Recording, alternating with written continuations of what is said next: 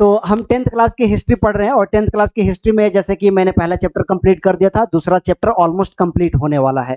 तो दूसरा चैप्टर चल रहा है, दूसरे चैप्टर का नाम है नेशनलिज्म इन इंडिया। तो हम देख रहे थे कि भारत में राष्ट्रवाद का उदय कैसे हो रहा था और इसमें हमने काफी कुछ देख लिया है, जैसे गांधी जी ने किस तरीके से भारत में आंदोलन शुरू किया था। जैसे कि आपको याद होगा कि मैंने पहले वीडियो में बता रखा है आप लोगों को कि खिलाफत मूवमेंट और असहयोग आंदोलन, इन दोनों को क्या किया गया, एक साथ मर्ज करके चलाया गया था। तो ये सब हमने पिछले क्लास में देख रखा है। तो आज जो हम शुरू करने जा रहे हैं वो है हमारा सविनय अवज्ञा की ओर। यानी कि अब यहां से हमने पहले क्या क्या पढ़ा है, रॉलेट एक्ट पढ़ लिया है, असहयोग आंदोलन पढ़ लिया है, खिलाफत आंदोलन आंदोलन पढ़ लिया है। अब हम जो पढ़ने जा रहे हैं वो है हमारा सविनय अवज्ञा आंदोलन, यानी कि इसको इंग्लिश में क्या कहा जाता है, सिविल डिसओबीडिएंट मूवमेंट। तो इसकी शुरुआत कैसे हुई, क्या क्या हुआ, आइए हम शुरू करते हैं और देखते हैं कि क्या क्या हुआ था इसमें। तो सबसे पहले ये कह रहा है कि सविनय अवज्ञा की ओर, यानी कि सिविल नाफरमानी। पहले इसका मतलब समझो, सविनय अवज्ञा आंदोलन का मतलब क्या होता है कि हम सविनय भी करेंगे। सविनय मतलब क्या, हम तो निवेदन करेंगे आपसे, लेकिन आपके हम आज्ञा को नहीं मानेंगे, या यानी कि आप जो आदेश दे रहे हैं ना उसे हम नहीं मानेंगे, आपके आज्ञा को हम क्या करेंगे, अवज्ञा करेंगे, नहीं मानेंगे। लेकिन हम जो कुछ भी करेंगे सविनय करेंगे, निवेदन करेंगे। अब हम क्या अवज्ञा करेंगे, यानी कि जो आपकी यहाँ पे मनमर्जी चल रही है, जो आप मनमर्जी तरीके से कर रहे हैं, हम उसको नहीं मानेंगे। यही था इसमें, है ना। तो देख चलिए शुरू करते हैं। तो सबसे पहले कह रहा है कि साइमन कमीशन। अच्छा देखो साइमन कमीशन क्या है। साइमन कमीशन 1927 में 1927 में साइमन कमीशन हमारे भारत में आया था ना। अब हम ज्यादा डीप में नहीं जाएंगे कि ये क्यों आया था, इसका पर्पस क्या था, लेकिन फिर भी हम शॉर्ट में समझ लेते हैं। कह रहा है कि संवैधानिक व्यवस्था की कार्यशैली का अध्ययन करने के लिए भारतीय लोगों को अब संवैधानिक अधिकार दिया जा रहा था, यानी कि जितने भी इंस्टीट्यूशन थे, संस्थाएं थी, वो भारत में बनाई जा रही थी। अब ये कहा जा रहा था कि भारतीयों की अब भागीदारी होगी, यानी कि भारत में जितने भी संस्थाएं वगैरह बनेंगी उसमें भारतीय लोग भी क्या करेंगे, भागीदारी करेंगे, पार्टिसिपेट करेंगे, और इस तरीके से भारत का शासन चलेगा। और इसकी मतलब कि ऑब्जर्वेशन, यानी प्रत्येक 10 साल पे जांच करने के लिए एक टीम आएगी और वो टीम 10-10 सालों पे क्या करेगी, इसकी जांच करेगी कि ये जो हुआ है वो सही हुआ है या फिर नहीं हुआ है। तो साइमन कमीशन वही जांच करने के लिए आई थी कि संवैधानिक व्यवस्था की कार्यशैली का अध्ययन करने के लिए, यानी कि जो संवैधानिक अधिकार भारतीयों को दिया गया था, जितनी भी संस्थाएं बनाई गई थी, उसमें भारतीय लोग अच्छे तरीके से काम कर रहे हैं या नहीं कर रहे हैं, शासन की समझ भारतीयों को है या नहीं है, इसकी जांच पड़ताल करने के लिए कौन आया था भाई, साइमन कमीशन आया था। बेसिकली एक कमीशन बनाया गया था और वो कमीशन हमारे भारत में आया था ना। और उसको साइमन कमीशन क्यों कहा गया, क्योंकि वो जो कमीशन बना था ना उसके हेड कौन थे, साइमन जी थे, है ना। तो साइमन के ही नाम पे इस कमीशन का नाम क्या पड़ गया, साइमन कमीशन। कहीं कहीं इसको साइमन आयोग भी मिल जाता है, तो कंफ्यूज नहीं होना, दोनों एक ही है। तो साइमन कमीशन 1927 में कहां आ रहा है भाई, हमारे भारत में आ रहा है। क्या करने आ रहा था, जो मैंने अभी बताया कि जो संवैधानिक अधिकार भारतीयों को दिया गया था, जो सरकारी संस्थाएं बनाई गई थी, उसी की जांच पड़ताल करने के लिए कि क्या वो सही से काम कर रहा है या नहीं कर रहा है, क्योंकि प्रत्येक 10-10 साल पे वो जांच करने के लिए वो टीम आएगी। तो ये सब जांच करने के लिए साइमन कमीशन हमारे भारत में आया था। लेकिन गड़बड़ क्या हो गया, गड़बड़ ये हुआ कि ये जो जितने भी साइमन कमीशन में मेंबर थे उसमें से एक भी इंडियन नहीं था। कौन नहीं था भाई, इंडियन नहीं था।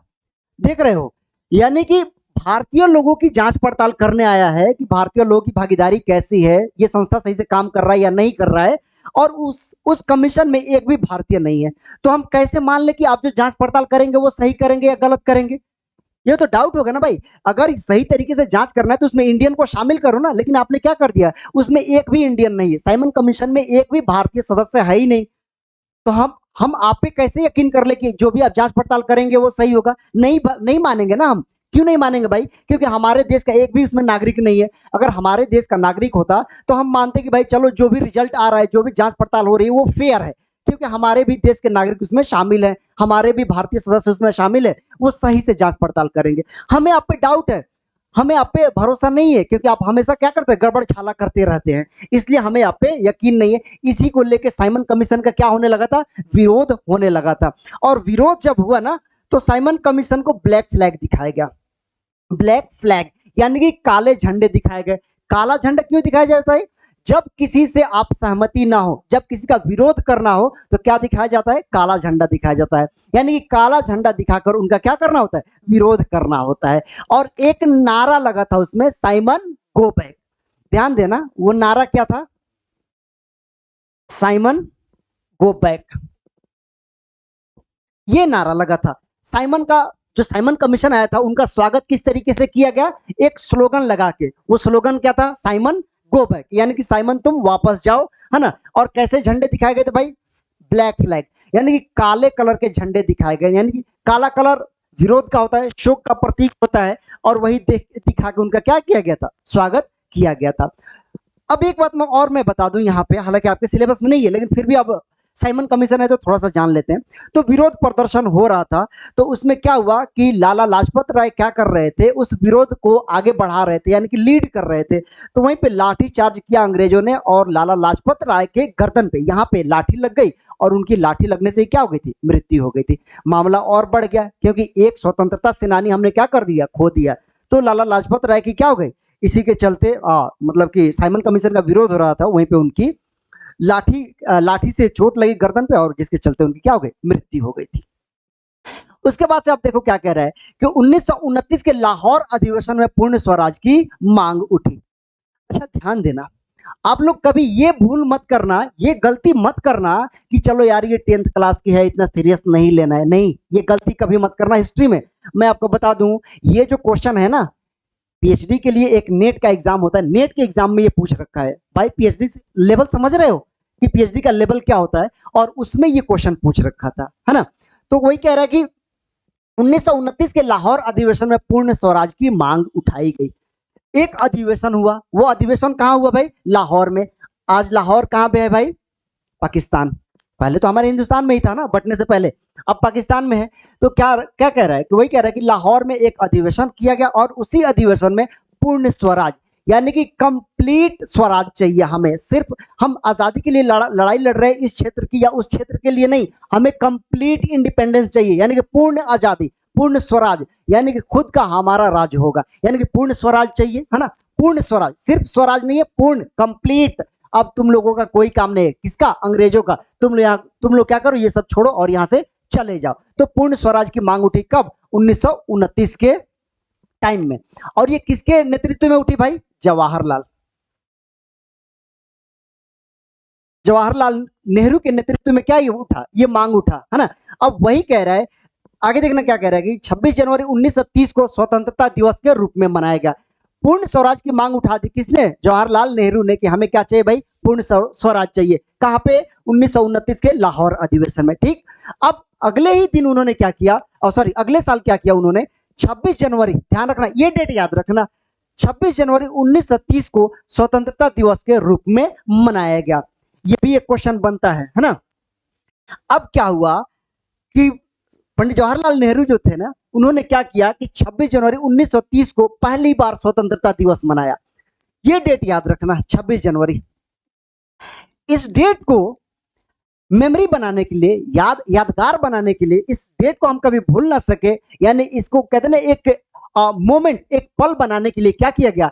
जो हमारा संविधान लागू हुआ ना, तो मैं आपको बता दूं 26 जनवरी 1950 को हमारा संविधान लगा था, लेकिन 26 जनवरी 1950 से पहले ही, यानी कि 1949 नवंबर में हमारा संविधान क्या हो गया था? कंप्लीट हो गया था। लेकिन नवंबर में हमारा संविधान इंप्लीमेंट नहीं हुआ। इंप्लीमेंट कब हो रहा है? इसी डेट पे, 26 जनवरी को इंप्लीमेंट हुआ। तो कब हमारा संविधान लगता है भाई? 26 जैन 1950, यानी 1950 में हमारा संविधान क्या हो गया? लागू हो गया। तो कौन से डेट पे लागू किया गया? इसी पे, 26 जनवरी 1950 को हमारा संविधान लागू किया गया। अब समझ में आया कि ये डेट इतना इंपॉर्टेंट क्यों है 26 जनवरी को? ठीक है। तो ये पहली बार हमने क्या किया था? स्वतंत्रता दिवस के रूप में मनाया था। इसीलिए इस पल को, इस मोमेंट को याद करने के लिए क्या किया गया? हमारा संविधान जब कंप्लीट हुआ, इसलिए, तो जब कंप्लीट हुआ ना, तो 26 जनवरी को लागू किया गया कि चलो भाई, ये पहली जो हमारी स्वतंत्रता दिवस है, ये याद रहे कि हाँ हमने पहली बार मनाया था। चलो, एक अच्छी और इंपॉर्टेंट बात आप लोगों को पता चल गई कि हमारा संविधान 26 जनवरी को ही इंप्लीमेंट क्यों हुआ था। क्लियर?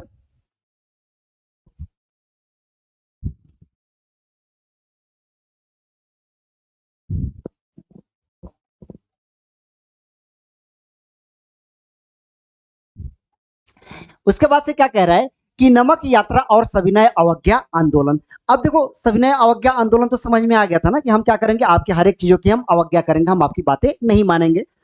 अब कह रहे हैं नमक यात्रा। इस नमक यात्रा को क्या है, कभी कभी दांडी मार्च भी लिखा मिल जाएगा। दांडी मार्च यानी कि सॉल्ट सॉल्ट मार्च भी कहा जाता है दांडी मार्च को, है ना। तो नमक यात्रा और सविनय अवज्ञा आंदोलन, इन दोनों को हम साथ में देखते हैं।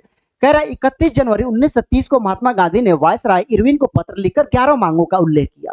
गांधी जी ने क्या किया, एक लेटर तैयार किया कि भाई हमारी ये मांगे हैं, और कितनी मांगे थी उसमें, टोटल 11 मांगे थी। और 11 मांगों को मानने के लिए वो क्या कह रहे थे कि ये 11 मांगे हैं, हमारी मांगे पूर्ति कर दीजिए, नहीं तो हम आंदोलन करेंगे, है ना। अगर आप मान जाते हैं तो हम आंदोलन क्या कर लेंगे, अपना वापस ले लेंगे, हम आंदोलन नहीं करेंगे। ठीक। और उसमें क्या कर रहे हैं, सबसे महत्वपूर्ण मांग नमक कर को लेकर थी। उसमें जो 11 उसमें जो मांगे थी ना, 11 मांगे, उसमें सबसे इंपॉर्टेंट क्या था, नमक कर, यानी सॉल्ट टैक्स। सॉल्ट टैक्स लग रहा था ना, तो सॉल्ट टैक्स जो था उसको खत्म करने की बातें हो रही थी कि भाई ये जो नमक कर है इसको आप क्या कर दीजिए, खत्म कर दीजिए। अब देखो इरविन ने क्या किया, वो झुकने को तैयार नहीं थे। पुष्पाराज बन गए थे कौन, इरविन, झुकने को तैयार नहीं थे। अब क्या हुआ कि इरविन तो झुकने को तैयार थे नहीं, तो गांधी जी कौन से झुकने वाले थे, वो भी झुकने वाले नहीं थे। अब बात ठन गई दोनों में। इरविन कह रहे थे कि अपन झुकेगा नहीं, गांधी जी भी कह रहे तो हम भी आंदोलन खत्म करेंगे नहीं, हमारा भी आंदोलन क्या होगा, ऐसे ही चलता रहेगा। अब मामला यहीं पे गड़बड़ हो रहा है। देखो अब क्या कह रहा है कि इरविन जब मांग नहीं माने तो गांधी जी ने क्या किया, इसके लिए माहौल तैयार किया। माहौल देखो कितने जबरदस्त और अच्छे तरीके से गांधी जी ने तैयार किया था। अच्छा, नमक जो है, सॉल्ट, एक बात बताओ, कोई भी इंडियन घर ऐसा है जहां पे नमक का यूज ना होता हो? हर एक भारतीय घर में नमक का प्रयोग होता है, क्योंकि हम भारतीय बिना नमक के खाना खा ही नहीं सकते भाई। हमें नमक खाने की क्या है, आदत है। तो पहले क्या होता था कि पहले ऐसा था ना भाई कि जाओ समुद्र के किनारे से खाने के लिए आप खुद भी नमक बना लो, या फिर लोग क्या करते थे, अपने घर में इस्तेमाल करने के लिए लोग जाते थे और समुद्र से जो भी उनका एक प्रोसेस होता था उस तरीके से नमक बना के लेके आते थे, और उनको नमक खरीदना नहीं पड़ता था। हर एक चीज में उनको कमाना था। अब उन्होंने एक नियम बनाया, किसने, अंग्रेजों ने। और अंग्रेजों ने क्या कह दिया कि भाई आज से नमक पर क्या लगेगा, सॉल्ट पे टैक्स लगेगा, आपको टैक्स देना पड़ेगा। दूसरी बात कि अब कोई भी भारतीय नमक अपने घर में नहीं बनाएगा, इलीगल हो गया। अगर आप अपने घर में खाने के लिए नमक बनाते हैं तो आपको गिरफ्तार करके कहां डाल दिया जाएगा, जेल में। यानी कि डायरेक्टली, इनडायरेक्टली भी नहीं, बिल्कुल डायरेक्टली मना कर दिया गया भारतीयों को कि आप नमक नहीं बना सकते हैं। जब आप नमक नहीं बना सकते हैं तो क्या करेंगे, नमक आपको चाहिए होगा तो आपको बाई करना पड़ेगा, खरीदना पड़ेगा। कहां से, शॉप से, दुकानों से। और दुकान पे जैसे ही खरीदने जाएंगे तो वहां पे टैक्स क्या कर दिया जाएगा, ऐड कर दिया जाएगा। यानी कि जो चीजें आपको फ्री में पहले मिल रही थी समुद्र के किनारे से या कहीं से भी, अपने घर में भी वो लाके सब नमक बना लेते थे खाने के लिए, बिल्कुल फ्री में क्या हो गया, प्रोवाइड हो गया। लेकिन अंग्रेजों ने क्या कर दिया, मजबूर कर दिया भारतीयों को कि नमक आप खरीदे, और सिर्फ खरीदे नहीं, ऊंची कीमत पे खरीदे। यार बड़ा मुश्किल हो गया ना कि जो चीज हमें फ्री में मिल रही थी आपने क्या कर दिया, मतलब कि अब वो हमारे घर पे बनाने के लिए मना कर दिया, अब वो हमें दुकान से खरीदने के लिए जबरदस्ती क्या कर रहे हैं, मजबूर कर रहे हैं। और उसमें आपने क्या ऐड कर दिया है, टैक्स ऐड कर दिया है। अब वो नमक हो गया महंगा। जो चीजें फ्री में मिल रही थी वो महंगे दामों पे खरीदने के लिए आप हमें क्या कर रहे हैं, मजबूर कर रहे हैं। गड़बड़ है कि नहीं बताओ। अब गांधी जी को लगा कि यार ये मुद्दा जबरदस्त है ना, तो इस मुद्दे को हम क्या कर सकते हैं, उठा सकते हैं। गांधी जी ने क्या किया, नमक नमक वाला मुद्दा इतना जोर शोर से उठाया कि पूरे भारतीयों के दिमाग में यही आ गया कि भाई नमक नमक नमक, है ना। हर एक बात पे, हर एक जगह क्या था, सॉल्ट टैक्स, है ना। टैक्स, लेकिन किस चीज का, सॉल्ट का। टैक्स तो लगा दिया, टैक्स लगा के मजबूर कर दिया, लेकिन ये टैक्स किस चीज पे लग रहा है, सॉल्ट पे, है ना। तो मजबूर किया गया था भारतीयों को कि आप नमक खरीदे और महंगे दामों पे खरीदे। लेकिन क्या हुआ, बहुत गड़बड़ था। गांधी जी ने क्या किया, इस मुद्दे को इतना उठाया, पूरे भारत में ये जोरों शोर से एक आंदोलन का रूप धारण कर लिया। ठीक। अच्छा, मैंने आपको बताया है कि इतिहास बार बार अपने आप को रिपीट करता है, हिस्ट्री रिपीट इटसेल्फ। यहां भी आप इस घटना को, इंसिडेंट को चाहे तो ऐड कर सकते हैं। इसको अभी यहीं पे स्टॉप करते हैं। ये इंसिडेंट कहां पे ऐड होता है, माननीय मोदी जी, हमारे देश के प्राइम मिनिस्टर, उनको चाय बेचते हुए किसी ने देखा है?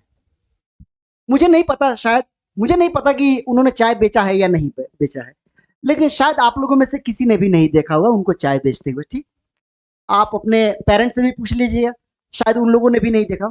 लेकिन उन्होंने क्या किया, 2014 के इलेक्शन में चाय को इतना जबरदस्त मुद्दा बनाया कि चाय चाय चाय, पूरे इलेक्शन में क्या घूमता रहा, चाय वाला मुद्दा घूमता रहा। जो वही नमक आंदोलन में क्या घूमता रहा भाई, सॉल्ट, चारों तरफ सॉल्ट घूमता रहा, वैसे ही 2014 के चुनाव में चाय घूमता रहा। तो समझ में आ रहा है, हिस्ट्री रिपीट इटसेल्फ, है ना, हिस्ट्री बार बार अपने आप को रिपीट करता है। तो खैर, अब मोदी अंकल को यहाँ से हम डिलीट करते हैं, इनकी जरूरत है नहीं, लेकिन वो इंसिडेंट मुझे बताना था तो मैंने आपको ये सब बता दिया। चलो अब आते हैं अपने टॉपिक पे। तो गांधी जी ने क्या कर दिया था, इसको बहुत बड़ा मुद्दा बना दिया, नमक को। अब प्रत्येक भारतीय जो थे ना, वो गुस्से में थे यार कि नमक पे टैक्स कौन लगाता है, नमक तो हम ऐसे फ्री में लेते हैं, तुमने इस पे भी टैक्स लगा दिया, हमारे घर में बनाने के लिए तुमने मना भी कर दिया, अब यानी तुमने हमें मजबूर कर दिया कि हम दुकान से जाके क्या करें, महंगी दामों पे नमक खरीदे। तो ये हर एक भारतीय इससे जुड़े हुए थे, इसलिए उन लोगों ने क्या सोचा कि अब हमें आंदोलन करने के लिए अपने घर से निकलना पड़ेगा। ये जो इरविन झुकने के लिए तैयार नहीं है, इनको झुकाना पड़ेगा, है ना। कहते हैं ना, झुकती है दुनिया, झुकाने वाला चाहिए। गांधी जी थे यहाँ पे इरविन को झुकाने के लिए। अब क्या कहा कि गांधी जी ने 78 अनुयायियों के साथ नमक यात्रा शुरू कर दिया। कहां से भाई, साबरमती आश्रम से। ध्यान रखना, साबरमती आश्रम ये कहां है भाई, गुजरात में है। ये गांधी जी का आश्रम है साबरमती, जो गुजरात में। यहीं से इन्होंने क्या किया, दांडी मार्च यानी कि नमक यात्रा की शुरुआत कर दी, नमक कानून तोड़ने के लिए। यहां पे मैंने क्या लिखा है कि गांधी ने 78 अपने 78 फॉलोअर के साथ उन्होंने यात्रा शुरू करी। कहीं कहीं पे आप देखेंगे ना तो उसमें 79 मिल जाएगा, किसी बुक में कंफ्यूज नहीं है ना, दोनों सही है। किस तरीके से, गांधी जी जब गांधी जी अपने 78 अनुयायियों के साथ जा रहे हैं तो सिर्फ 78 है, और उसमें प्लस गांधी जी को 1 कर देता है तो कितना हो जाता है, 79। जब 79 हो गया, इसका मतलब हो गया कि गांधी जी को इंक्लूड करके लिख रहा है कि 79 लोगों ने क्या किया, नमक यात्रा किया। लेकिन जब 78 लिख रहा है तो इसका मतलब ये हुआ कि ये गांधी जी अभी अलग है, गांधी जी अलग है और 78 उनके फॉलोअर हैं, उनके अनुयायी हैं, जिन्होंने क्या किया, नमक यात्रा की शुरुआत की। तो 79 मिले या 78 मिले, कंफ्यूज नहीं होना है, वो उन चीजों को समझना है कि किसमें क्या फर्क है। 78 मतलब यानी कि गांधी जी अलग है, और 79 मतलब कि उसमें गांधी जी को भी शामिल करके हिस्टोरियन ने लिख दिया है। ठीक, अब उसके बाद से क्या कह रहा है कि 6 अप्रैल को नमक बनाकर नमक कानून का उल्लंघन किया। किसने, गांधी जी ने। गांधी जी ने क्या किया, 6 अप्रैल को वो पहुंचे सुबह सुबह, और उन्होंने क्या किया, खुद अपने हाथों से नमक बनाया, और नमक बना के उन्होंने क्या कर दिया, जो सॉल्ट लॉ था यानी कि नमक का कानून था, उसको तोड़ दिया कि हम इस पे कोई टैक्स नहीं देंगे, और आपने जो मना किया है कि आप अपने प्रयोग के लिए घर में नहीं बना सकते, तो अब हम अपने घर में भी बनाएंगे, है ना, और टैक्स भी नहीं देंगे। यानी कि क्या किया, गांधी जी ने तोड़ दिया, झुका दिया इरविन को, हैं, झुक गए कि आपका जो लॉ है उसको हमने क्या कर दिया, तोड़ दिया। आपको गिरफ्तार करना है, आइए गिरफ्तार करके मुझे ले जाइए, जेल में डाल दीजिए, इससे ज्यादा आप क्या कर सकते हैं। जेल में तो गांधी जी को आने जाने की आदत सी थी, नहीं डरते थे किसी से। चलो जी, तो नमक कानून को गांधी जी ने तोड़ दिया, इतना क्लियर। आते हैं नेक्स्ट पे। आगे कह रहा है कि हर तरफ कानूनों का उल्लंघन हुआ। भाई हर तरफ कानूनों का क्या हो रहा था, उल्लंघन हो रहा था। क्यों, क्योंकि गांधी जी ने शुरुआत किया था ना भाई, ये तो आंदोलन पूरे भारत में विशाल तरीके से चल रहा था। तो क्या हुआ कि आंदोलन विशाल बनता जा रहा था, और चारों तरफ लोग क्या कर रहे थे, कानूनों का उल्लंघन कर रहे थे, तोड़ फोड़ कर रहे थे कि हम कोई भी कानून को नहीं मानते, हम किसी कानून को नहीं मानते, आपको मानना है मानो, आपको कानून बनाना है, कानून बना के हमारे ऊपर लागू कर दो, लेकिन हम मानेंगे ही नहीं, हम वही करेंगे जो हमें समझ में आएगा। क्यों, साथ में गांधी जी हैं। अब कह रहा है कि इस आंदोलन में औरतों ने बढ़ चढ़कर क्या किया, हिस्सा लिया। अब ये देखिए, होप आप लोग को ये इमेज दिख जाए, इसमें जब आप देखेंगे ना तो ये ज्यादातर इसमें औरतें हैं, पुरुष भी हैं, लेकिन ज्यादातर इसमें क्या है, औरतें हैं। औरतों ने भी क्या किया, इस आंदोलन में बढ़ चढ़कर हिस्सा लिया, क्योंकि बात अब किचन तक पहुंच गई थी भाई, है ना, रसोई तक पहुंच गई थी। औरतें कैसे शांत रह सकती है। तो औरतों ने क्या किया था, सविनय अवज्ञा आंदोलन यानी कि दांडी मार्च, नमक यात्रा में भाग लिया था। पीएचडी का एक क्वेश्चन था, उसमें क्वेश्चन इस तरीके से था कि किस आंदोलन में औरतों ने भाग नहीं लिया था, सविनय अवज्ञा आंदोलन, असहयोग आंदोलन, है ना, और भी 2 ऑप्शन था। जिसमें से 3 में औरतों ने भाग लिया था और 1 में भाग नहीं लिया था। तो ये छोटी-छोटी बातों को अभी से आप नोटिस करते जाएँगे ना, तो बड़े से बड़े लेवल के एग्ज़ाम आप बड़ी आसानी से क्रैक कर जाएँगे। तो हिस्ट्री को कभी भी हल्के में मत लेना, ठीक? तो औरतों ने क्या किया था? बढ़ चढ़कर इसमें हिस्सा लिया था और ये भीड़ आप देख रहे हैं, ये सारी भीड़ किनकी है? औरतों की है। गांधी जी के साथ वो चल रही है कंधे से कंधा मिला के कि चलिए बात जब किचन तक आ गई है, रसोई तक आ गई है, तो हम क्या करेंगे? हम अपने घर में बैठे नहीं रहेंगे, हम आंदोलन क्या करेंगे? आंदोलन में हम आपके साथ हैं, ठीक है? अब जहां भी आंदोलन होगा हम चलेंगे, लाठी भी खानी पड़े हम लाठी खाने के लिए तैयार हैं। औरतों के पास उस टाइम क्या था? बहुत ज्यादा जुनून था, जोश था कि हम क्या करेंगे? अंग्रेजों के खिलाफ आंदोलन करेंगे, ठीक? नेक्स्ट में कह रहा है कि महात्मा गांधी के साथ ही खान अब्दुल गफ्फार खान को गिरफ्तार कर लिया गया। महात्मा गांधी के बहुत ही करीबी थे। कौन? खान अब्दुल गफ्फार खान। खान अब्दुल गफ्फार खान को मैं आपके जानकारी के लिए बता दूं कि इनको सीमांत गांधी भी कहा जाता है, यानी कि फ्रंटियर गांधी। फ्रंटियर गांधी और हिंदी में सीमांत सीमांत गांधी, ये है, ठीक? ये है सीमांत गांधी यानी कि फ्रंटियर गांधी। कौन? खान अब्दुल गफ्फार खान को। ये बहुत गांधी जी के बहुत करीबी थे, ठीक? अब देखो क्या हुआ कि खान अब्दुल गफ्फार खान को कभी मैं पढ़ाऊंगा, बहुत ही जबरदस्त इनका आंदोलन रहा है ना? कह रहे कि आंदोलन हिंसात्मक होने लगी। भाई आंदोलन तो अब हिंसा का रूप धारण करेगा ही करेगा, क्योंकि चारों तरफ से स्त्री पुरुष सभी लोग क्या थे? शामिल थे, और अंग्रेजों की बात कोई मानने के लिए तैयार था नहीं। इसलिए अब आंदोलन जो था ना वो हिंसात्मक होता जा रहा था। वहीं पे आगे कह रहा है कि महात्मा गांधी ने आंदोलन को वापस ले लिया। अब गांधी जी डेफिनेटली गांधी जी के आंदोलन में कहीं भी अगर हिंसा हुआ, वो तुरंत क्या करेंगे? अपने मूवमेंट को कॉल ऑफ कर लेंगे, यानी कि वापस ले लेंगे। भाई अब मेरा आंदोलन नहीं चलने वाला। मेरा आंदोलन जो है वो किस तरीके से चलेगा? बिल्कुल शांतिपूर्ण तरीके से, और एकदम इसमें हिंसा की कहीं भी जगह नहीं है। कौन कहता है भाई? गांधी जी कहते हैं। तो जब हिंसा होने लगा, हिंसात्मक होने लगी, तो गांधी जी ने क्या कर लिया? इसे वापस ले लिया। क्यों ले लिया? क्लियर कि गांधी जी हिंसा के कभी समर्थक रहे ही नहीं है ना? वो कंडीशनल है। एक बार उन्होंने 1942 में जब भारत छोड़ो आंदोलन चल रहा था, तो उन्होंने कहा था डू और डाई, करो या मरो। तो उसमें हिंसा को बढ़ावा दिख रहा है, लेकिन वो कंडीशनल है। वो जब हम आएंगे तो वो भी देख लेंगे किस तरीके से था। लेकिन बस अभी आप इतना समझिए कि गांधी जी कभी भी हिंसा के समर्थक नहीं रहे हैं। उनके आंदोलन में कहीं भी हिंसा होता था, वो आंदोलन को क्या कर देते थे? बंद कर देते थे। याद करो असहयोग आंदोलन में मैंने पढ़ाया था कि जब चौरा चौरी में क्या हुआ, सॉरी चौरी चौरा में क्या हुआ कि जैसे पुलिस स्टेशन में आग लगा दिया गया, 22 पुलिस वाले जल के मर गए, तो गांधी जी ने आंदोलन बंद किया था कि नहीं? बिल्कुल बंद कर दिया था। इसी तरीके से अब यहां भी जब हिंसा होने लगी, तो गांधी जी ने क्या कर दिया? अपने आंदोलन को वापस ले लिया, ठीक? अब कह रहे हैं कि 5 मार्च 1931 को गांधी जी ने इरविन के साथ समझौते पर दस्तखत किए। भाई झुक गए थे इरविन, उस टाइम झुकने के लिए तैयार नहीं थे, लेकिन गांधी जी ने झुका दिया था, इनका काम कर दिया था। तो क्या हुआ था? एक समझौता हुआ और उस समझौते पर क्या कर दिया? गांधी जी ने दस्तखत किए। अब ये क्या समझौता था? समझौता यही था कि लंदन में, उस टाइम लंदन में क्या हो रहा था? गोलमेज। कहां पे हो रहा था भाई? लंदन में गोलमेज सम्मेलन हो रहा था, राउंड टेबल कॉन्फ्रेंस, है ना? चलो, तो ये राउंड टेबल कितने हुए भाई? 3 हुए हैं। एक हुआ 1930 में, दूसरा हुआ है 1931 में, तीसरा हुआ है 1932 में, है ना? तो 3 हुए राउंड टेबल। अब क्या हुआ? तो राउंड टेबल जो हो रहा था ना, गोल, इसे हिंदी में गोलमेज सम्मेलन बोला जाता है। तो इसमें गांधी जी भाग लेने के लिए, यानी कि कांग्रेस की तरफ से कोई भी भाग लेने के लिए तैयार था ही नहीं। तो जब यह दस्तखत हुए, हस्ताक्षर हुए, गांधी जी के साथ समझौता हुआ गांधी जी और इरविन का, तब वो तैयार हो गए कि ठीक है भाई, जो राउंड टेबल हो रहा है उसमें हम जाके क्या करेंगे? पार्टिसिपेट करेंगे, भागीदारी हम निभाएंगे। किसमें? 1931 यानी कि दूसरे गोलमेज सम्मेलन में। तो वही कह रहा है कि दूसरे गोलमेज सम्मेलन में भाग लेने के लिए गांधी जी राजी हुए और बदले में राजनीतिक कैदियों को रिहा करना पड़ा। यहाँ पे एक बात बहुत इंपॉर्टेंट होगा और वो मैं डिस्कस करूंगा, अभी करूंगा। ये कह रहा है कि गांधी जी ने क्या किया कि मांग रखा कि जितने भी राजनीतिक कैदी हैं, यानी कि जो पॉलिटिकल प्रिजनर हैं, उनको क्या कर दीजिए? आप रिहा कर दीजिए। आप रिहा कर देंगे, मैं उसमें भाग लेने के लिए चला जाऊंगा। राजनीतिक कैदी किसको बोलते हैं? जो आंदोलन करते हुए, सरकार के खिलाफ प्रदर्शन करते हुए गिरफ्तार कर लिए जाते हैं, उन्हें राजनीतिक कैदी कहा जाता है। तो गांधी जी ने यही तो कहा था कि राजनीतिक कैदी को आप रिहा कर दो, हम अभी चले जाएंगे। तो उन्होंने रिहा कर दिया। अब सबसे जो कंट्रोवर्शियल चीजें आती है कि भगत सिंह को गांधी जी ने बचाने की कोशिश किया या नहीं किया। जो लोग किताब नहीं पढ़ते हैं वो एकदम से अकड़ जाते हैं और चिल्लाने लगते हैं कि गांधी जी ने बचाया नहीं, बचाया नहीं। क्या बकवास करते हैं आप लोग, किताब पढ़िए।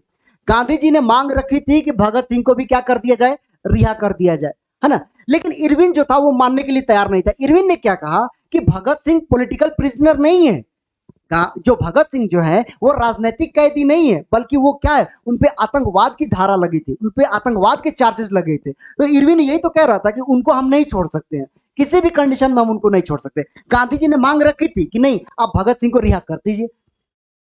इरविन कह रहा है कि हम राजनीतिक कैदियों को रिहा कर देंगे, लेकिन जिन पे आतंकवाद की धारा लगे उनको हम नहीं कर सकते हैं। अब गांधी जी ने बात रखी थी, ये आप नहीं कह सकते हैं कि गांधी जी ने उनकी बात करी ही नहीं। भाई गांधी जी ने बात भी करा, मांग भी रखा कि आप राजनीतिक कैदियों को रिहा कीजिए, प्लस भगत सिंह को भी आप क्या कर दीजिए, आजाद कर दीजिए। लेकिन इरविन ने नहीं माना। ठीक, अब समझ में आया कि गांधी जी ने मांग रखा था, भगत सिंह को छुड़ाने के लिए उन्होंने कोशिश किया था, लेकिन इरविन ने नहीं छोड़ा, वो अलग की बात है। तो इरविन ने क्यों माना किया था? इरविन ने कहा कि हम सिर्फ राजनीतिक कैदियों को हम रिहा करेंगे, जिन पे आतंकवाद के धारा लगे हैं, आतंकवाद के चार्जेस लगे हैं, उनको हम रिहा नहीं कर सकते। इसलिए उनको रिहा नहीं किया गया और फाइनली भगत सिंह को भी फांसी हो गई थी। चलो जी, तो मैंने बताया था कि वो राउंड टेबल में हिस्सा लेने के लिए कहाँ चले गए थे, लंदन, है ना। तो लंदन में चले गए थे, तो कह रहा है कि लंदन से वापस आकर गांधी जी ने देखा कि सरकार भारतीयों का दमन कर रही है, गड़बड़ भाई, गड़बड़ हो रहा है। गांधी जी को भेज दिया लंदन में और इधर क्या कर रही है, मतलब कि जितने भी नेता है भारत के, उनको क्या कर रही है, गिरफ्तार कर रही है। भारतीयों का क्या किया जाता, दमन किया जा रहा था, भारतीयों को दबाया जा रहा था, उनको मतलब कि शोषण किया जा रहा था। जितने भी आंदोलन थे, आंदोलन करने वाले लोग थे, सबको क्या किया जाता, उठा के जेल में डाल दिया जा रहा था। ठीक, यानी कि दबाया जा रहा था। खान अब्दुल गफ्फार खान जो गांधी जी के बहुत करीबी थे, इनको सीमांत गांधी यानी कि फ्रंटियर गांधी भी कहा जाता है। ठीक, और जवाहरलाल नेहरू ये भी करीबी थे। इन दोनों को क्या कर दिया गया, जेल में डाल दिया गया था। भाई गड़बड़ है, बहुत गड़बड़ है दया, कुछ तो गड़बड़ है। गांधी जी ने कहा कि तुम लोग भेज दिए मुझे लंदन में, और यहाँ पे जो मेरे करीबी हैं, जो जो बहुत बड़े फ्रीडम फाइटर हैं, उनको उठा के तुमने कहाँ डाल दिया, जेल में डाल दिया। गड़बड़ है दया, गड़बड़ तो है। अब उन्होंने क्या कहा कि भाई इनको छुड़ाना पड़ेगा। गांधी जी फिर से क्या कर दिया, आंदोलन शुरू कर दिया। लेकिन उससे पहले क्या किया था अंग्रेजों ने, एक और गड़बड़ किया था। गड़बड़ क्या था, कांग्रेस को गैर कानूनी घोषित कर दिया था। जो कांग्रेस पार्टी थी, कांग्रेस पार्टी के थ्रू ही तो आंदोलन चल रहा था, जितने भी लड़ाइयां लड़ी जा रही थी कांग्रेस के थ्रू लड़ा जा रहा था। लेकिन अब हुआ क्या कि कांग्रेस को गैर कानूनी घोषित किया गया। गैर कानूनी कि भाई कांग्रेस जो है वो गैर कानूनी पार्टी है ना, इसकी कोई जरूरत है ही नहीं, उसे इलीगल घोषित कर दिया गया था। देखो मतलब कि उनको लंदन में भेज के यहाँ पे कितना गड़बड़ हो रहा था। सारे भारतीयों की गिरफ्तारी, खान अब्दुल गफ्फार खान की गिरफ्तारी, जवाहरलाल नेहरू की गिरफ्तारी, और कांग्रेस को क्या कर दिया गया, इलीगल घोषित कर दिया गया कि ये क्या है, गैर कानूनी है, इस पार्टी को खत्म कर दो। भाई गड़बड़ हो गया ना। अपना हीरो फिर से क्या कर दिया, अपना काम शुरू। महात्मा गांधी ने सविनय अवज्ञा आंदोलन फिर से शुरू कर दिया। हम लड़ेंगे, हिम्मत नहीं हारते थे गांधी जी। उम्र पे मत जाओ, उनके हिम्मत और जज्बे पे जाओ। फिर से उन्होंने क्या किया, महात्मा गांधी ने सविनय अवज्ञा आंदोलन फिर से क्या कर दिया, शुरू कर दिया। फिर से शुरू हो गया आंदोलन कि चलो हम क्या करेंगे, अपने साथियों को हम रिहा करवाएंगे, और कांग्रेस को जो गैर कानूनी घोषित किया गया है ये पहले खत्म करो। कांग्रेस क्या है, एक लीगल पार्टी है ना, वो इलीगल नहीं है। लेकिन क्या रहा है, 1934 आते आते आंदोलन मंद पड़ने लगा। अब धीरे धीरे क्या होता है, आंदोलन अब धीरे धीरे स्लो होने लगा। 1934 में क्यों होने लगा भाई स्लो, 1934 में क्या हो गया था ना, बिहार में क्राइसिस आ गया था। यानी बिहार में भूखमरी आ गई थी। भुखमरी किस तरीके से आई थी, वहां पे अनाज का प्रोडक्शन बहुत ज्यादा कम हो गया था, बहुत कम हो गया था। यानी कि जितने खाने के लिए अनाज चाहिए उतना अनाज उत्पन्न हुआ ही नहीं, है ना। वहां पे भूखमरी आ गई थी और बहुत से लोग उस मतलब कि भूख के चपेट में आकर बहुत से लोगों ने क्या कर लिया था, बहुत से लोग भूखे मर गए थे।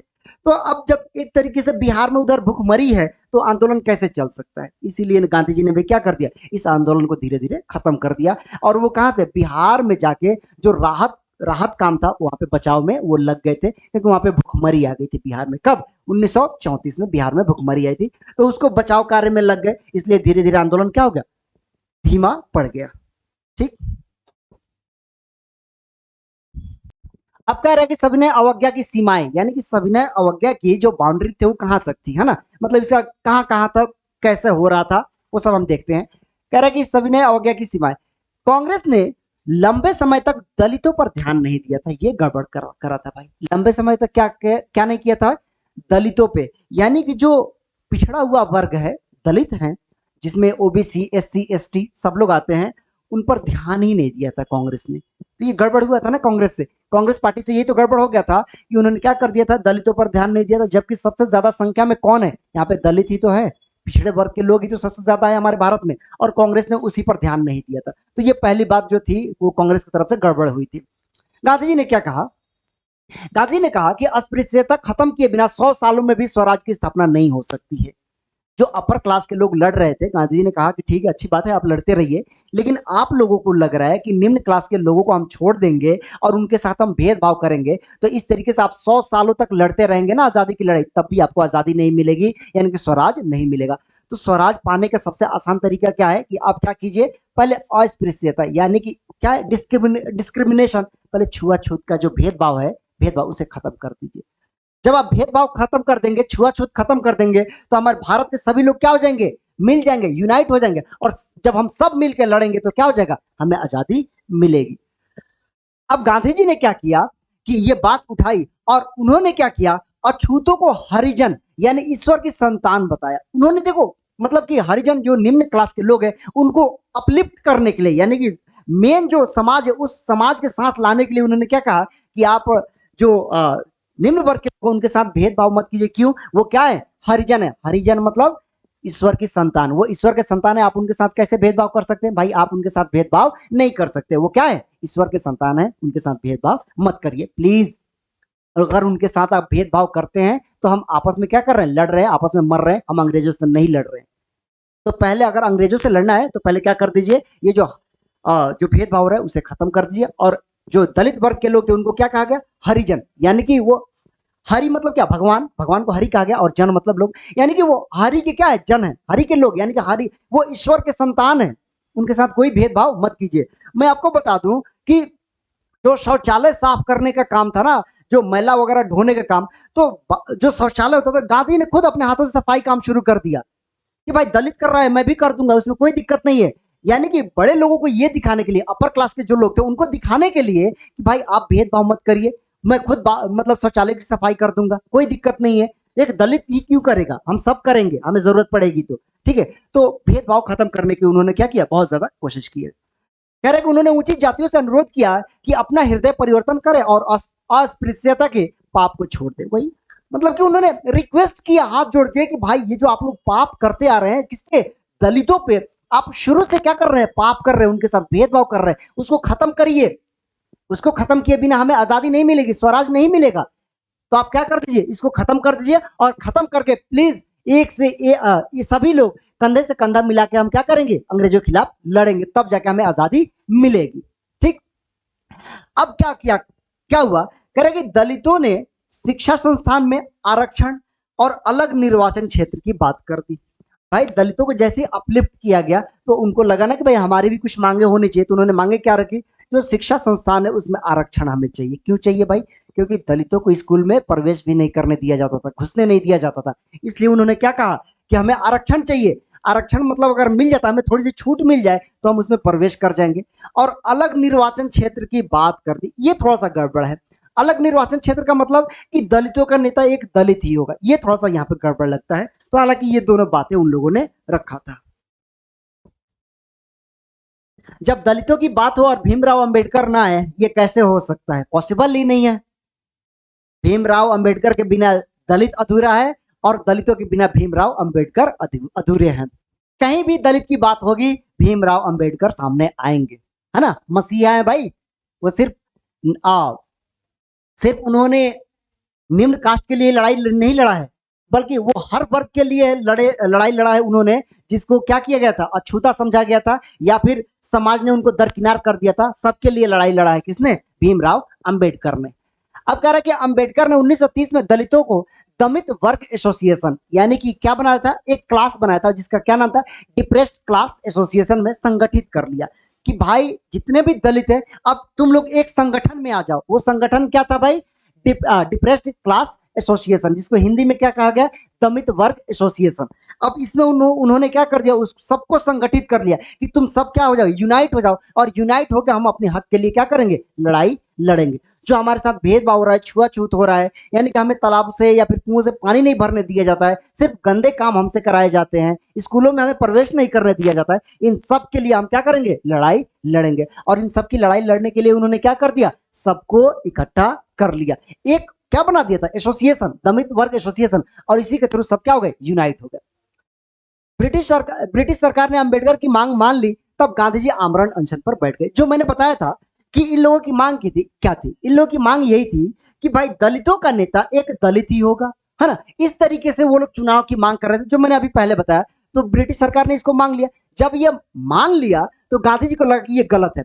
अगर अब ये जाति के बेस पे आ गया ना कि दलित का नेता दलित होगा, अपर क्लास का नेता अपर क्लास का होगा, है ना, यानी कि और मुसलमानों का नेता मुसलमान होगा, तो ये तो भाई कहीं भी हम विकास की बात कर ही नहीं रहे, हम तो क्या कर रहे हैं, आपस में ही लड़ रहे हैं। इस तरीके से उन्होंने क्या किया कि गांधी जी ने आमरण अनशन पर बैठना उचित समझा और वो आंदोलन करने लगे। जब वो आंदोलन करने लगे तो उन्होंने क्या किया, उन्होंने कहा कि हम तब तक आंदोलन करेंगे जब तक ये सब खत्म नहीं हो जाता। लेकिन फिर भी क्या कह रहा है कि 1932 में पूना एक्ट पास किया गया, है ना, और पूना एक्ट पर क्या कर दिया गया, हस्ताक्षर कर दिया गया, ये एक्ट क्या हो गया, पास हो गया। अब इसमें क्या हुआ, केंद्रीय व प्रांतीय विधायी परिषदों में आरक्षित सीटें, सॉरी सीटें है यहाँ पे, है ना, क्या कर गई, सीटें मिल गई। सीटें जो मिल गई वो किसको मिल गई भाई, दलितों को। दलितों को इसमें क्या कर दिया गया, आरक्षण दे दिया गया था। ठीक है, ये किसकी मांग थी भाई, अंबेडकर की मांग थी और मान लिया गया। हालांकि गांधी जी नहीं चाहते थे। ऐसे ही बात है जिसको गांधी जी को और अंबेडकर को लेके क्या होता है, कॉन्ट्राडिक्टरी हो जाता है, दोनों की बातें कभी कभी आपस में मैच नहीं करती है, दोनों क्या होते हैं, एक दूसरे के विरोधी बन जाते हैं ऐसे ऐसे मुद्दों पे। लेकिन विरोधी होने का मतलब ये नहीं हो कि वो दुश्मन मान रहे हैं, ये सिर्फ विचारधारा की बात है ना। अब देखो क्या कह रहा है मुस्लिम वर्ग, चलो भाई हमने दलितों को देख लिया, अब हम मुस्लिमों को देख लेते हैं। कह रहे कि मुस्लिमों ने सविनय अवज्ञा आंदोलन में कुछ खास दिलचस्पी नहीं दिखाया यार, चलो सविनय अवज्ञा आंदोलन चल रहा है, ठीक है चलने दो, कुछ ज्यादा लोगों ने उसमें दिलचस्पी नहीं दिखाई। इसका मतलब ये नहीं कि उसमें मुसलमान थे ही नहीं, भाई मुसलमान थे ना, मुसलमान कैसे अलग हो सकते हैं, लेकिन कुछ खास दिलचस्पी जिस तरीके से खिलाफत आंदोलन और असहयोग आंदोलन दोनों साथ में चला था, जिस तरीके से पूरे मुस्लिम सोसाइटी ने, पूरे मुस्लिम समाज ने आंदोलन में हिस्सा लिया था, उस तरीके से मुस्लिमों ने क्या किया, सविनय अवज्ञा आंदोलन में हिस्सा नहीं लिया। क्यों नहीं लिया भाई, यहाँ पे क्लियर होगा। करे असहयोग और प्लस खिलाफत की असफलता के बाद मुसलमानों का बड़ा तबका कांग्रेस से कटा हुआ महसूस करता था, है ना, यानी कि उनको लगता था कि यार हमारा जो आंदोलन था, जो खिलाफत, वो तो क्या हो गया था, असफल हो गया था। इसीलिए उन लोगों ने अपने आप को क्या कर लिया, कांग्रेस से कटा हुआ महसूस करने लगे कि यार छोड़ो कांग्रेस पार्टी, इस पार्टी के साथ हमारा कुछ नहीं हो सकता, इसलिए वो कटा कटा महसूस कर रहे थे, इसलिए क्या हो गए, अलग हो गए।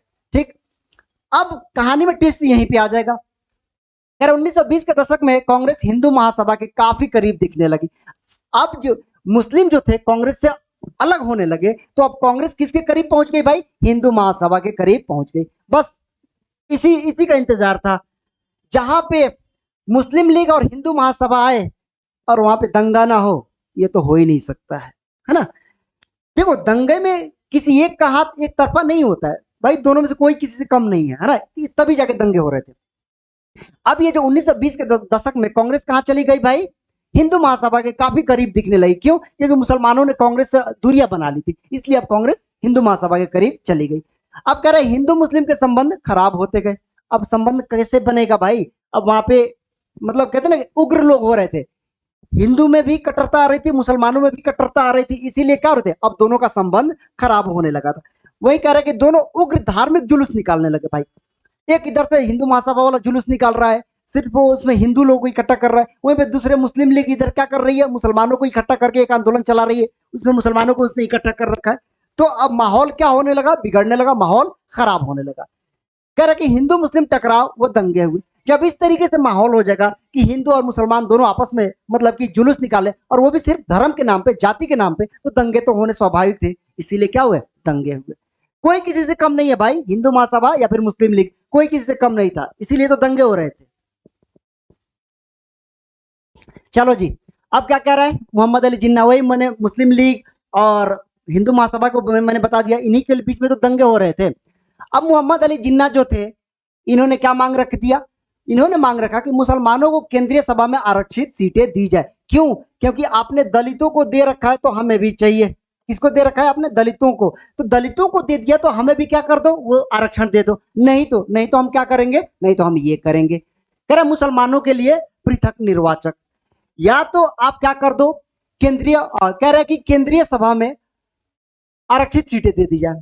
जो केंद्रीय विधानसभा है उसमें आप आरक्षित सीटें दे दो, किसको? मुसलमानों को दे दो। नहीं तो क्या कर दो, मुसलमानों के लिए पृथक निर्वाचन। जो दलितों के लिए मांग करी जा रही थी कि दलित का नेता दलित होगा, वैसे भी अब मोहम्मद अली जिन्ना ने मांग रख दिया कि क्या कर दो, केंद्रीय विधानसभा में आप क्या कर दो, हमारे लिए सीट सुरक्षित आरक्षित कर दो। जैसे दलितों को आपने आरक्षित किया है तो मुसलमानों के लिए भी आरक्षित कर दो। अगर वो नहीं कर सकते हो तो क्या कर दो कि हमें क्या कर दो, मुसलमानों के लिए पृथक निर्वाचक, यानी कि मुसलमानों के लिए क्या कर दो, अलग से चुनाव करा दो। एक मुसलमान ही क्या होगा, मुसलमानों का लीडर होगा। इस तरीके से कर दो।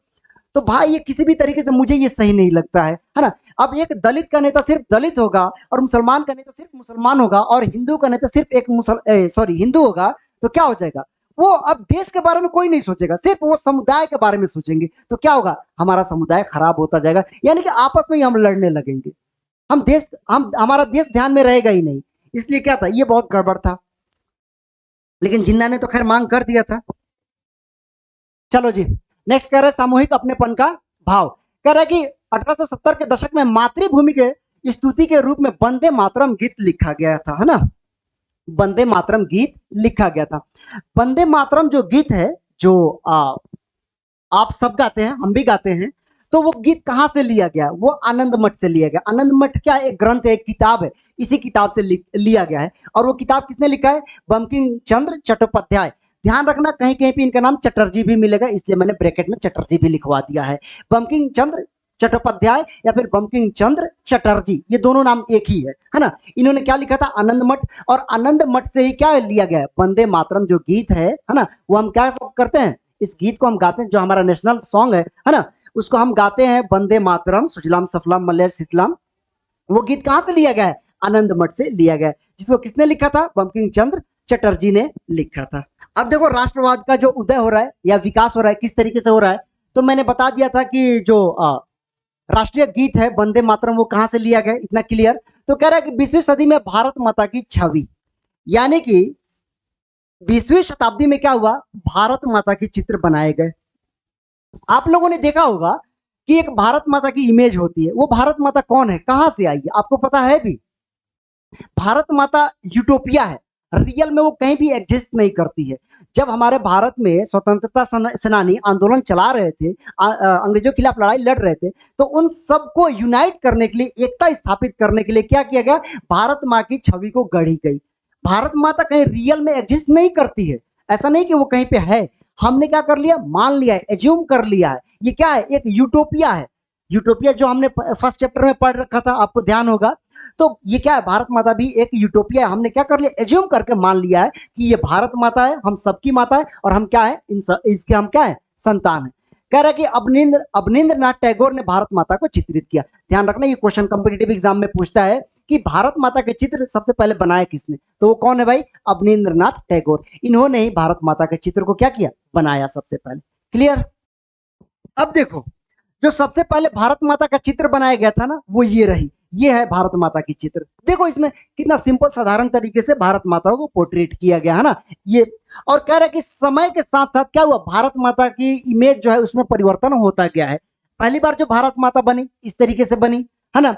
फिर आप देखते हैं कि भारत माता को इस तरीके से दिखाया गया। अब इसमें इनके हाथों में क्या आ गया भाई, भारत का झंडा, है ना, ये आ गया। फिर दूसरे इमेज में देखिए, यहाँ पे भारत माता को दिखाया गया है। इसमें क्या है, भारत का जो नेहरू जी ने किताब ले रखा है उसमें भारत माता को दिखाया गया है। इसमें देखिए भारत का एक नक्शा है, उसमें भारत माता खड़ी है और उनके हाथों में भी क्या है, झंडा है, भारत का झंडा है। इस तरीके से भारत माता के जो चित्र बने थे, पहले ऐसे, फिर ऐसे, और फिर इस तरीके से ये रहा। और धीरे धीरे इसमें क्या होने लगा, परिवर्तन हो रहा था। भारत माता के चित्र में क्या हो रहा था, धीरे धीरे बदलाव आता जा रहा था। ठीक, अब देखना बदलाव होते होते वो बदलाव कहाँ पहुंच गया है भाई। बदलाव होते होते हमने क्या कर लिया, भारत माता को थोड़ा सा और अच्छा दिखाने के लिए हमने इस तरीके से दिखा दिया कि पूरा कंप्लीट भारत का हमने क्या कर दिया भाई, मैप बना दिया, है ना। इस तरीके से जो हमारा कंप्लीट एक भारत का मैप होता है वो हमने बना दिया इसमें। बीच में हमने लॉयन दिखा दिया, भारत माता बीच में खड़ी है और हाथों में क्या है, भारत का झंडा लेके खड़ी है। तो ये है हमारी भारत माता। अब वहां पे देखो ये क्या है भाई, ये भी भारत माता ही है ना। अब ये आरएसएस की भारत माता है, इनके हाथों में देखो क्या है। अब भारत माता कौन सा झंडा ले रखी है, भगवा झंडा। उनके अब तक इनके हाथों में भारत का तिरंगा था, लेकिन अब इनके हाथों में क्या आ गया, भगवा झंडा आ गया। तो ये आरएसएस के द्वारा भारत माता को पोर्ट्रेट किया गया है ना। तो अब देखो फ्लैग था, फ्लैग ही रहना चाहिए था, अब यहाँ पे इन्होंने क्या कर दिया, भगवा झंडा थमा दिया। अरे भारत माता है तो भारत माता के हाथों में भारत का फ्लैग होना चाहिए था ना, लेकिन आरएसएस वालों ने क्या कर दिया, वहां पे ये फ्लैग लगा दिया। ठीक, तो ये क्या, ये जो चित्र पोर्ट्रेट किया गया है वो आरएसएस के द्वारा पोर्ट्रेट किया जाता है। हालांकि इस पे आप ध्यान ना दीजिए, इस पे ध्यान दीजिए, ये जो है फ्लैग लगा हुआ है, ये भारत माता का चित्र है। तो बेसिकली मेरा दिखाने का मतलब ये था कि देखो समय के साथ किस तरीके से बदलता जा रहा है। तो देखा शुरुआत हुई थी कहां से, और वो धीरे धीरे धीरे धीरे इस तरीके से बदलते जा रही है भारत माता की चित्र। उसके बाद से चलो अब तिरंगा झंडा के हम देख लेंगे, तिरंगा झंडा की इतिहास क्या है ना। तो कह रहा है कि स्वदेशी आंदोलन बंगाल में 1905 में ये जो स्वदेशी आंदोलन चला था है ना, उसी आंदोलन के थ्रू क्या हो गया, एक झंडा बनाया गया। वो झंडा कैसा था भाई, हरा पीला और लाल, इसी रंग का झंडा था हमारा। वो कब बनाया गया भाई तिरंगा झंडा, 1905 में जब स्वदेशी आंदोलन चला। स्वदेशी आंदोलन कब चला, 1905 में पार्टीशन ऑफ बंगाल कर दिया गया था। बंगाल का क्या कर दिया गया था, पार्टीशन कर दिया गया था। जब बंगाल का पार्टीशन हो गया था तो वहां पे क्या हुआ कि लोगों ने इसके खिलाफ आंदोलन किया कि बंगाल का विभाजन नहीं कर सकते। कब हुआ था, 1905 में। उस टाइम अंग्रेजों के तरफ से जो वायस राय थे, कौन थे, लॉर्ड कर्जन। लॉर्ड कर्जन ने क्या कर दिया, बंगाल का विभाजन कर दिया था। लेकिन इसके खिलाफ लोगों ने आंदोलन किया, और आंदोलन किया तो वह एक झंडे का निर्माण किया कर दिया कि हमें एक झंडा भी रखना है। और वो झंडा, हमारा पहला झंडा कैसा था, हरा पीला और लाल, इस कलर का हमारा झंडा था। मैं वो नेक्स्ट इमेज में आपको दिखा रहा हूं कि वो हमारा जो झंडा था वो किस तरीके था। ये रहा जो स्वदेशी आंदोलन चला था 1905 में।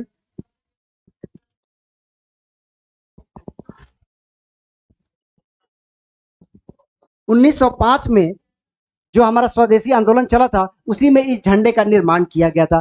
पहला कलर था ग्रीन कलर, बीच वाला जो कलर था येलो था, और नीचे वाला जो था वो क्या था, रेड था। अब यहाँ पे देखो कमल के फूल दिखाए गए हैं, कितने हैं, 1 2 3 4 5 6 7 और 8।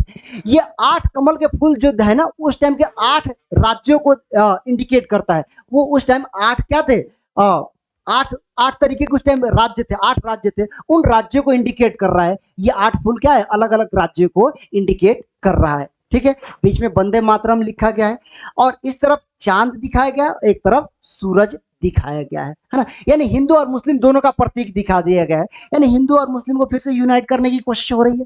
ठीक है, लेकिन अब इसमें गड़बड़ क्या हो रहा है कि अब इसमें धार्मिक चिन्ह वगैरह धीरे धीरे प्रवेश करने लगा था, तो लोगों ने अपने आप को धीरे धीरे यहाँ से अलग करना शुरू कर दिया था। ये चांद मुसलमानों के प्रतीक के रूप में दिखाया गया। हालांकि मुसलमानों की बात करते हो, अल्लाह के अलावा वो किसी को गॉड मानते ही नहीं, उनके लिए क्या ही प्रतीक है ना। लेकिन ये चांद उनके प्रतीक के रूप में दिखाया गया है, और सूरज, ये तो हिंदू में सब लोग जानते हैं भाई, सूरज भगवान को माना गया है, सूरज तो भगवान है। तो ये क्या किया गया, इस तरीके से प्रतीक के रूप में हिंदू और मुस्लिम को यूनाइट करने के लिए इस तरीके का झंडा बनाया गया था।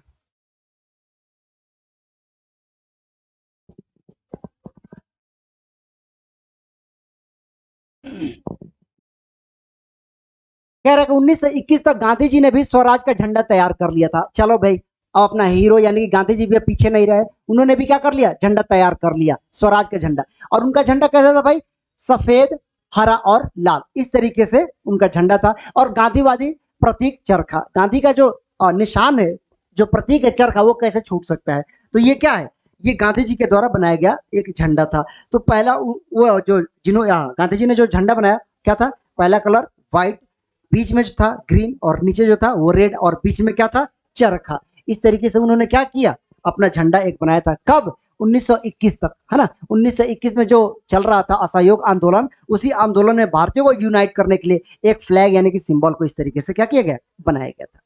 ठीक, लेकिन कह रहा है कि इस तरीके से क्या होना, अब प्रयोग होने वाले चिन्ह हिंदू प्रतीक थे, अतः अन्य समुदाय के लोग धीरे धीरे उससे क्या होने लगे, अलग होने लगे। जैसे कि सूरज हो गया, है ना, या फिर कमल का फूल हो गया, इस तरीके से जो भी जो चिन्ह है वो हिंदू प्रतीक थे। तो लोगों ने धीरे धीरे अपने आप को वहां से अलग करना शुरू कर दिया। सिर्फ मुसलमान ही नहीं, अन्य समुदाय के लोगों ने भी धीरे धीरे अपने आप को वहां से क्या कर लिया, अलग करना शुरू कर दिया, है ना। इस तरीके से धीरे धीरे हमारा आंदोलन क्या हो गया, धीरे धीरे खत्म भी हो गया। तो मैं उम्मीद करता हूं कि नेशनलिज्म जो है, भारत में नेशनलिज्म किस तरीके से आया, कैसे कैसे आंदोलन चला और इस आंदोलन में गांधी जी ने कितनी महत्वपूर्ण भूमिका निभाई है, ये सब कुछ आपको समझ में आ गया होगा। अगर आ गया है समझ में तो प्लीज कमेंट करिए, मैं आपके कमेंट देखता हूं, है ना, पढ़ता हूं। ऐसा नहीं कि मैं कमेंट देखता भी नहीं हूं, मैं पढ़ता जरूर हूं। आप लोग प्लीज कमेंट करिएगा कि समझ में आया या नहीं आया। आपका ये दूसरा चैप्टर यहीं पे कंप्लीट।